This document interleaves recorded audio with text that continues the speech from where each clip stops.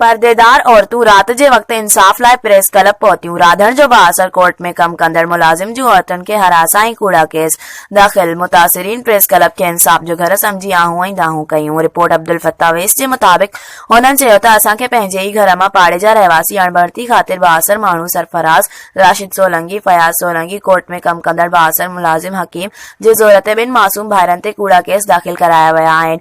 राधण जे Haroon road मुहल्ला वासिन ज़ाहिदा सोलंकी माउ भेनरुनि भाइरनि समेत हुननि चयो त असां ग़रीब मिस्कीन मुस्तहिक आहियूं। मुंहिंजे मासूम भाइरनि 9हीं क्लास जे शागिर्द 14 वरनि जे अब्दुल ख़ालिक ऐं 16 वरनि जे अब्दुल सत्तार खे ज़ना जी कोशिश जो कूड़ो केस दाख़िल करायो वियो आहे ऐं मासूम ख़ालिक खे मुख़ालिफ़ धुर गिरफ़्तार कराए लॉकअप कराए छॾियो आहे। जे ज़ोर ते असां सां ज़ुल्म थो करे।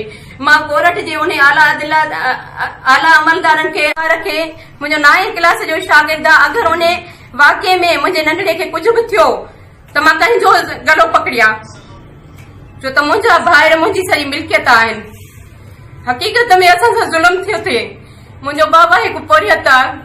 तक़रीबन मुंहिंजे बाबा जी उमिरि 65-70 साल आहे ऐं उन खां पोइ हिन महिल असां ग़रीब आहियूं, जंहिंजे करे असां सां हे सिर्फ़ कोर्ट जे ज़ोर ते ज़ुल्म करे रहियो आहे। तव्हां सभिनी वस वारनि खे मां अर्ज़ु थी कयां त तव्हां सभु मुंहिंजो साथ ॾेई करे मुंहिंजे भाउनि खां ज़ुल्म हटायो वञे, असांखे जीअण जो मौक़ो ॾियो। असां बि इंसान आहियूं। मां बि हिन पाकिस्तान जी न्याणी आहियां, मां हिन सिंध जी न्याणी आहियां। जेकॾहिं मूंखे इंसाफ़ न मिलियो वियो त मां रोडनि ते निकिरंदसि, इन खां वधीक कुझु कंदसि।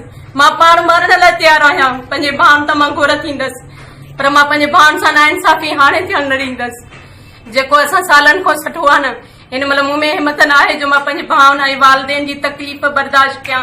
मुंहिंजो कुराड़ो पीउ मां बीमार थी पियो आहे, सभु ॿार बच्चा परेशान रोअनि था ऐं केॾी महिल कंहिंखे बि पुलिस वारे खे थो चए त असांजे दरवाज़े जे अंदरि घिरनि था, जॾहिं लेडीज़ पुलिस न आहे, मुंहिंजे घर में केरु न आहे, कंहिंखे घिरण जो हक़ बि कहिड़ो आहे। ऐं पूरे शहर राधन जा जेके बि आहिनि माण्हू, जेके असांजा वॾेरा आहिनि या जेके सरहंदीअ वारा मुंहिंजा भाइर आहिनि, लिकी करे बि असांजो साथ नथा ॾियनि।